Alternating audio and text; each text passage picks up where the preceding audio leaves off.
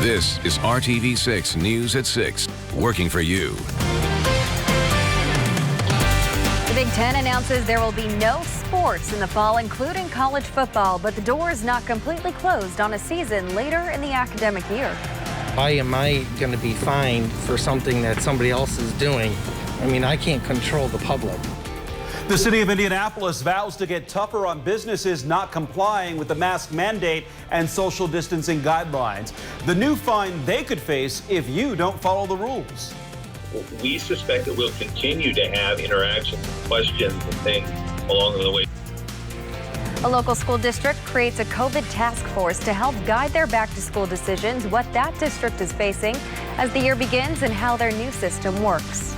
The moratoriums on rent and utility payments put into place because of COVID-19 will soon expire.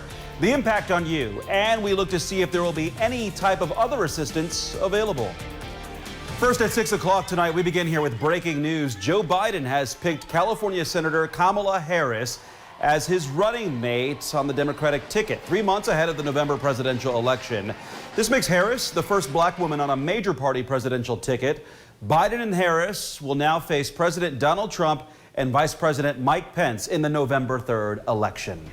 And COVID-19 is now to blame for the loss of fall sports in the Big Ten. The Big Ten made it official today. There will be no fall sports for the 14 conference schools this autumn. That includes football at Indiana University and Purdue. And it means there will be no Big Ten football championship game at Lucas Oil Stadium in December. The league says ongoing health and safety concerns related to the COVID-19 pandemic were behind this decision. There is a possibility of moving football and the other sports to the spring. The conference said it will continue to evaluate a number of options for the fall sports. And IU Vice President and Director of Intercollegiate Athletics Scott Dolson released a statement tonight. Here is a portion of it. He says, quote, "I am heartbroken by today's news of the postponement of the Big Ten fall sports schedule. As a lifelong Hoosier and IU sports fan, I am disappointed that we won't be able to enjoy seeing our teams compete, but I am most devastated for our students. They invest an enormous amount of time, effort, and energy for the opportunity to represent IU on the field. But as difficult as it is to absorb, I am confident it is the right decision," end quote. And now moving to weather, Kevin, it's much more calm this evening than it was just about 24 hours ago when extremely strong winds and rain hit central Indiana. What can we expect for the rest of tonight? I think there's some work to do in many neighborhoods, right, as a result of the damaging wind and trees down. We'll get to the 7-day forecast in a little bit. Let me take you back to yesterday, and it all started about 6 a.m. in South Dakota. What developed there moved all the way across Iowa, Illinois, into Indiana. It was about a 14-hour, 800-mile trip of damaging wind and power outages as a result of what we call a derecho, which is a long-lived, strong, intense wind-bearing system, has wind gusts to 70 to 90 miles per hour.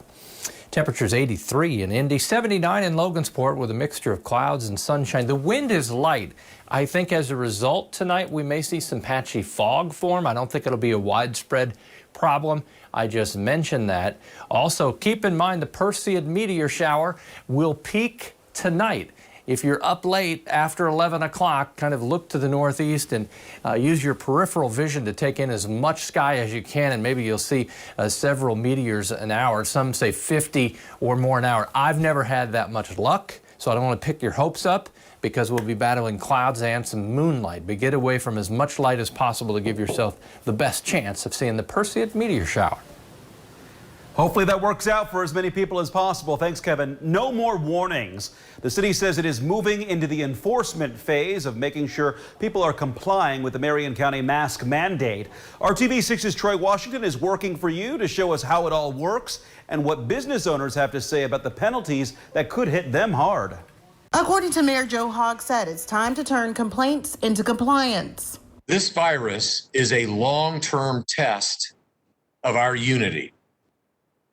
A test that we can and that we will pass.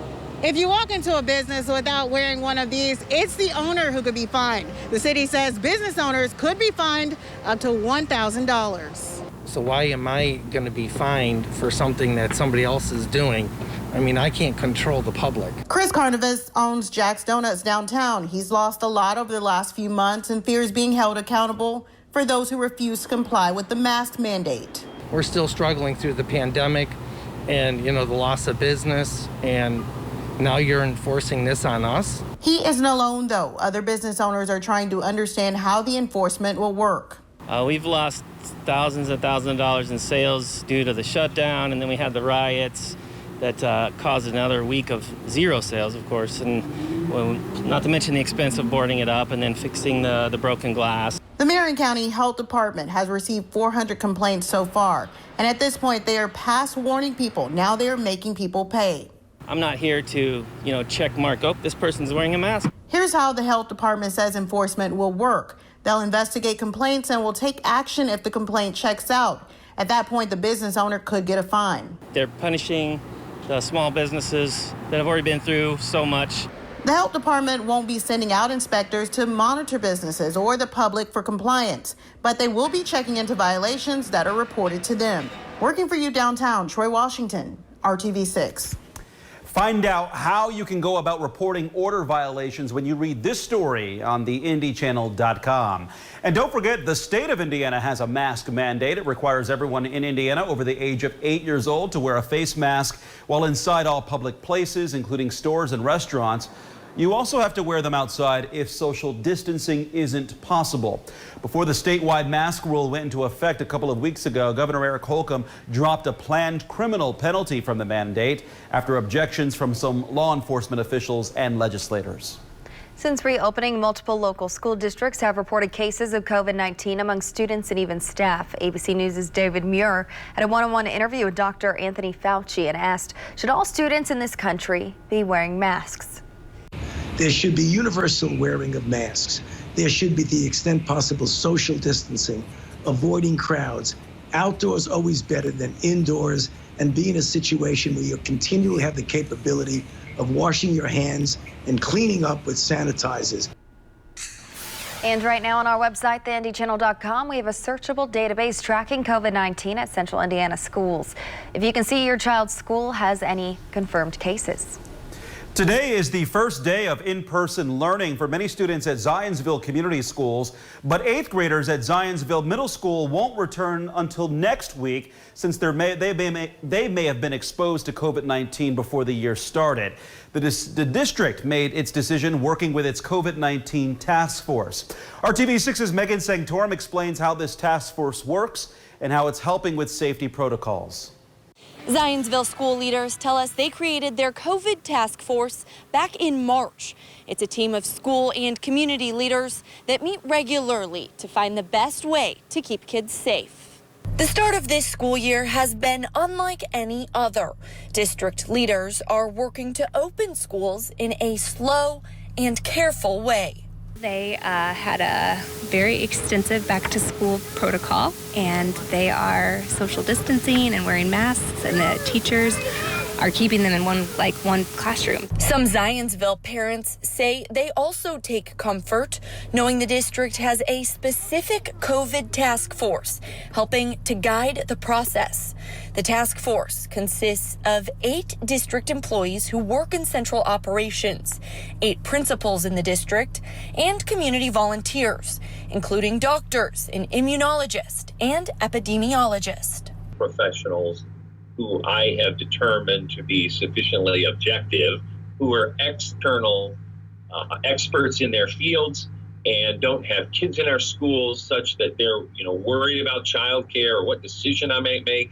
These are scientists who can be objective about things. That's the way I wanted to run it. By the way, they don't even know each other. The superintendent says they all helped make the decision with the health department on how to handle the possible 8th grade case. We don't want a child to think that they've caused things for their team or for their cohort of 8th graders.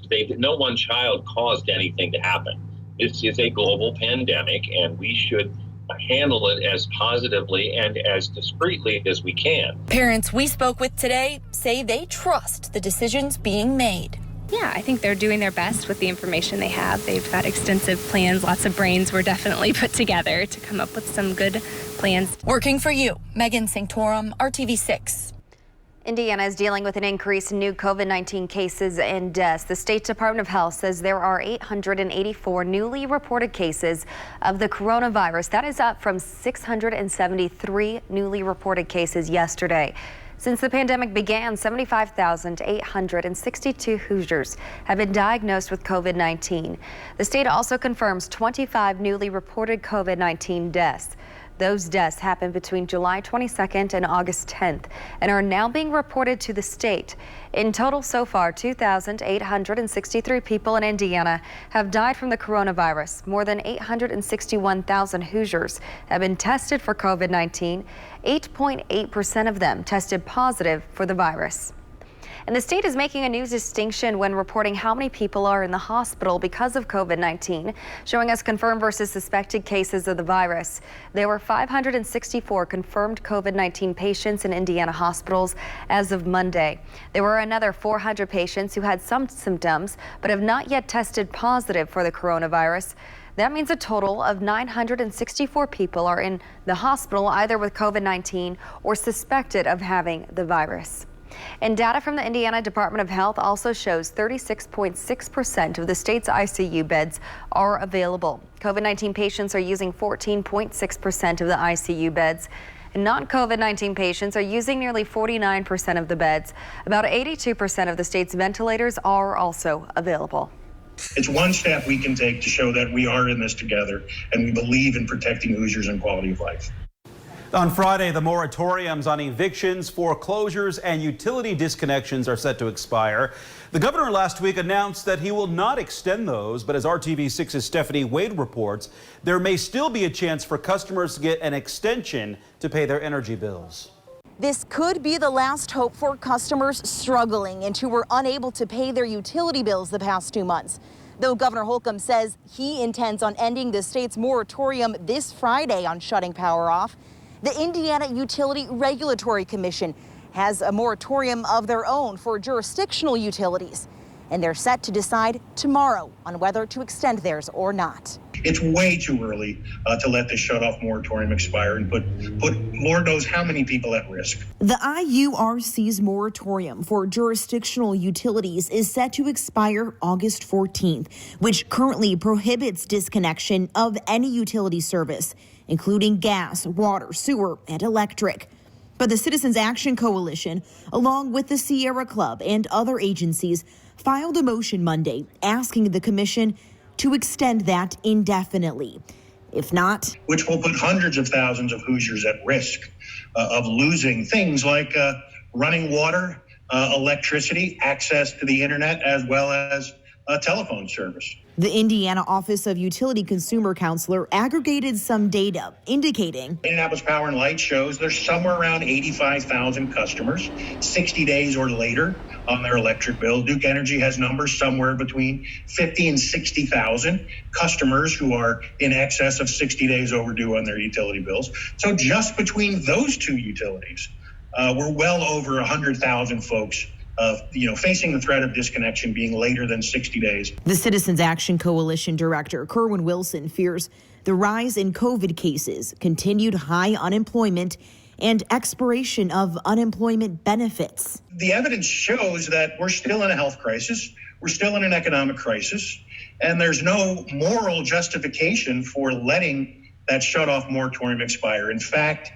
the evidence shows just the opposite. Hoping if the moratorium does in fact expire Friday, that utility companies will at least provide some flexibility, giving customers at least a month to make payment arrangements. We're talking about extraordinary economic circumstances. We should give Hoosiers the opportunity, to catch up in a reasonable fashion. Stephanie Wade, RTV6. Utilities, including Duke Energy and Citizens Energy Group, have said they will not voluntarily disconnect folks until after September 1st. They are encouraging customers to reach out to them to make payment arrangements. We've got a string of days in the 80s in the 7-day forecast. It's what happens next week beyond the 7-day forecast that I'm anxious to tell you about.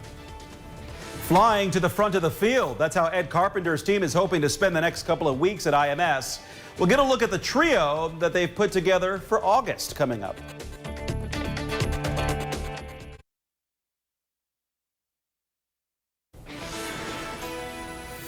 And back in the home studio this evening. Of course, we had the storms yesterday, so I was in the studio. A quiet, calm night tonight, and our chance for thunderstorms is very low the next couple of days. As we go to Friday through the weekend, our chance for thunderstorms will increase. About a 40% chance we'll see showers and thunderstorms. What's consistent through that entire time period will be the humidity, which will be at the top of the scale, somewhere between sticky and very uncomfortable is one way to look at it.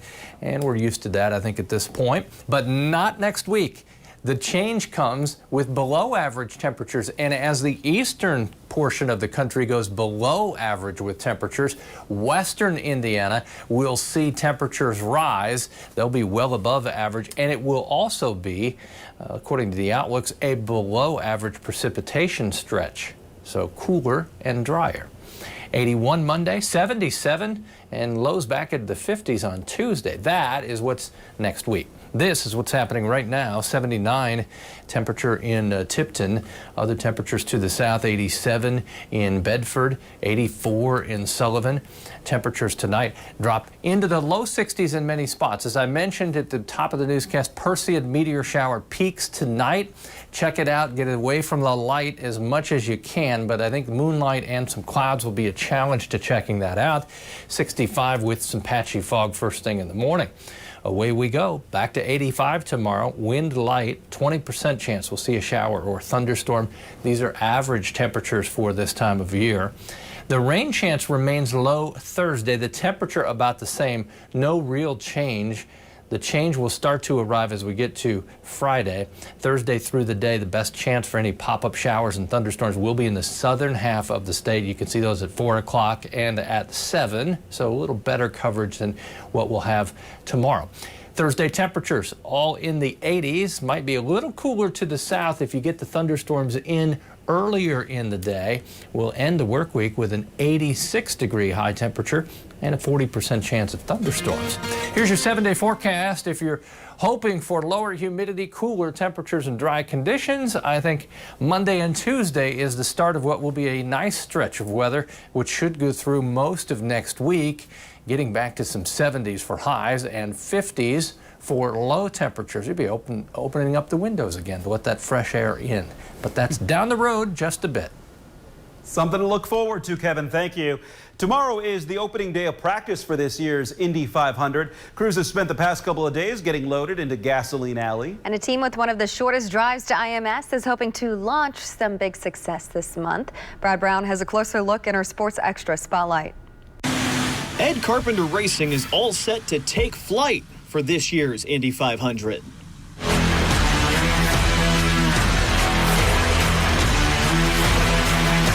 Ed unveiled a Space Force wrap on his number 20 car for this year's race, ready to launch his team's run for a 4th pole position in the 500. One of the biggest tie-ins between what they're doing with Space Force and our racing program and why they went the route of standing up a new branch was just to really make a more lean, agile, fast solution to make sure we withhold our advantage in space and carry that forward into the future. And I think that's a great tie-in to IndyCar and what we're all about as well. Connor Daly's also feeling the need for speed with this year's Indy look. The U.S. Air Force back with Daly for another go, this time on a bright orange number 47 car. It's Daly's 7th 500 entry, his first with ECR. I have enjoyed working with a variety of people because everyone's got a bit of a different way they like to do things, a bit of a different way that, they like to tune the setup. And I think I've learned from that as well. The big news in the past couple weeks was the addition of lead engineer Cole Pern to Daly's crew. Pern was crew chief for Martin Truex Jr.'s 2017 NASCAR Cup title, made all the more impressive as a single-car team. Yeah, honestly, a lot of things are super similar. It's just, obviously the values that you're looking at are way different. Way more downforce, a lot lighter car, all those things. But you're still looking for the same things in terms of handling and all those type of metrics you kind of study are the same. Rookie Renus VK rounds out the ECR trio. 3 Chevys set to once again be a force up front on qualifying weekend. ECR has put at least one car on the front row of the 500 in 6 of the past 7 years. That includes Ed's 3 poles. We'll see if they've got the right stuff to do it again this weekend. Brad Brown, RTV6 Sports. And practice gets underway tomorrow at 11 a.m. Same schedule set for Thursday and Friday. Qualifying for the field of 33 on Saturday starts at 11 a.m. as well. Then on Sunday, the top 9 come back to battle it out for the pole position. Our live trackside coverage starts tomorrow on the news at noon. We'll be right back.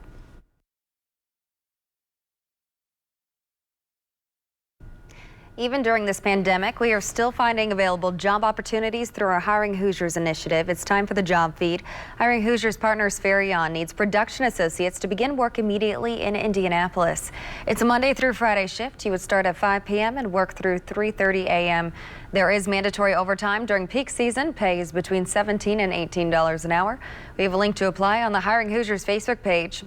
Trilogy Health Services is looking for a certified nursing assistant to work in Noblesville.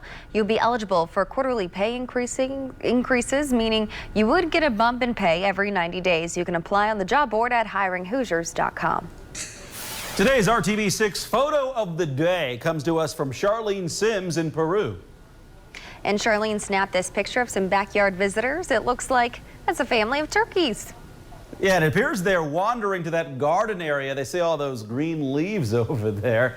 Hey guys, yeah, so send us your photo of the day to news@WRTV.com. I love seeing those brushes with nature. We'll have a little sunshine, 85 for the high tomorrow, primarily dry. Amanda?